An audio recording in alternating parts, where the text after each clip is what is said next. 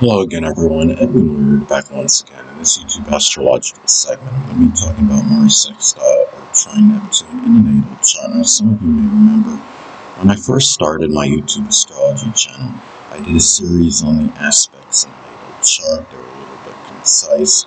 Some people may have referred to them as snappy, so what I decided to do was make another series on them in which the videos would be a little bit longer and more descriptive. So anyway, first thing up is if you have Mars Sextile or Trine Neptune in a natal chart, you may very easily find the energy, which is Mars, to attain dreams and fantasies, which is Neptune.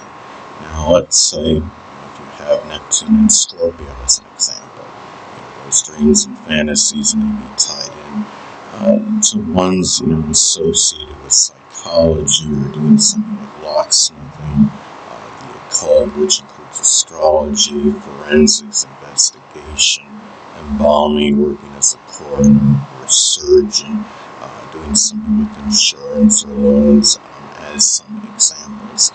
Now, also, too, having these aspects can be favorable for having that, the right amount of inspiration, which is Neptune, to do things, with little hesitation, or procrastination. Mars, it could be doing, things with that inspiration, but, doing them also, with little hesitation and procrastination, but not overly impulsive, as well.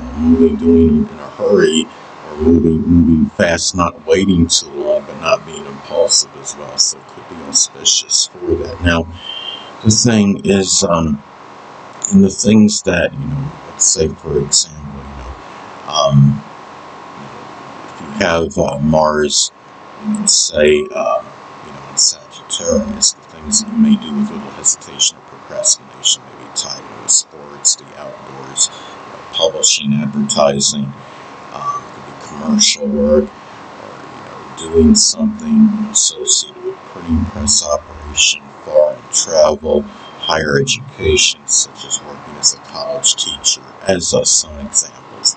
And also, too, these aspects can be auspicious for easily balancing the activities with sexual partners, which is Mars, and Neptune-related people, which covers, encompasses many different people. It could include, the less fortunate, such as the oppressed, the impoverished, the hungry, those that were formerly imprisoned. It could be, people that are spiritual, or those that are physical, which includes astrology. Now, let's say, for example, if you have, Mars, in Capricorn as an example, sexual partners, one or more, may actually be a Capricorn Sun, Moon, or Ascendant, or embody the characteristics of the sign. It could be those that are older, mature, responsible, consistent, structured, disciplined, ambitious, as some examples. And also, too, as far as sexual partners go, too, they may be often in agreement, with what inspires, which is Neptune, what inspires you. Now, let's say if Neptune is in Aquarius, as an example, those things that inspire you may include humanitarian, altruistic work or endeavors, astrology, astronomy, computers, electronics, meteorology, aviation, innovation, as some examples.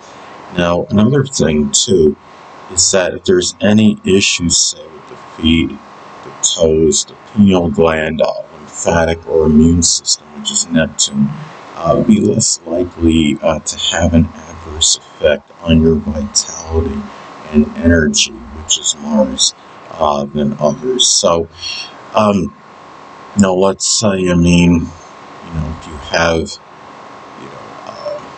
Neptune, going to Aquarius as an example, that it could be where those issues, what I describe anatomically connected with Neptune, may be more intermittent, sporadic, erratic.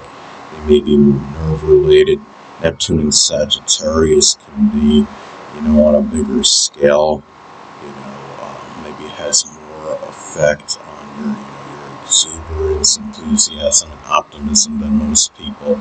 Now, another thing too, Mars sextile or trine Neptune in a natal chart may also manifest in being, auspicious, for surgery, which is Mars, on those body parts, that I just described that are anatomically connected with Neptune. Now, if Mars is in Capricorn, as an example, that surgery, maybe more, planned well, premeditated. It could be, something, that, is more in older age, or it may be, maybe there's something more, bone related, or Neptune is in Capricorn, those issues may be more, bone related, I should say, as an example. Now, it could also be having, being very positive, these aspects, or having a balance and equilibrium, between the activities, just general activities and action, which is Mars, and in resting, sleeping, and relaxing, which is Neptune. Now, let's say, if Mars is in the zodiac sign Cancer, as an example, those activities, maybe introverted ones, maybe home, family related. It could be doing something Cancerian related, such as cooking, baking. It could be doing something with home remodeling, renovation, real estate, home caregiving, interior decoration, as some examples. Now, another thing too is there also may be a little difficulty in terms of finding, the drive and motivation, which is Mars, for Neptune-related activities, which can cover a wide divergence of things, whether it could be poetry, dancing, photography, the metaphysical, which includes astrology, chemistry, doing something with illusions, such as magic tricks, as some examples, as that could be a hobby, anything Neptune related, fishing, boating, as some other examples, oceanography. And, the thing is, let's say if Mars is in Scorpio, as an example, those actions may be more flavored, passion, desire, emotional intensity, and, it could be where Mars in Scorpio can actually be maybe capable of doing things that may seem insurmountable to a lot of other people. So now another thing too is that these aspects, I would say, could be favorable, for seeing deception and duplicity, which is Neptune in Mars related people. Whether that could be sexual partners, leaders, surgeons, people that are could even be law enforcement, people that are involved. It could even be like combat, one way or another, fighters, people that are, as far as Mars related, people seeing that deception in them. And let's say, for example, if Mars is in Aries, that could be where, one or more of those people may actually be an Aries sun, moon, or ascendant, or embody those characteristics. It could be those that are aggressive, assertive, forceful, courageous, outspoken, direct, impulsive, as some examples. Now, another thing too, these aspects can also be favorable for healing, which is Neptune, physical related injuries, which is Mars. Now, let's say, for example, if Mars is in Taurus, those physical related injuries may be tied in with the neck, the throat, the thyroid, as some examples. And now you may also be, with these aspects, idealistic, but not unrealistic in terms of the actions, that you take, which is Mars. Now, if Mars is in Leo, as an example, that may add more confidence and self-assuredness in those actions, but yet at the same time, you still may be idealistic, but not unrealistic in those actions. And also, too, if there's any arguments or disputes, which is Mars, that are, spiritual or connected with the metaphysical, including astrology, are more likely to be constructive as opposed to acerbic and acrimonious. And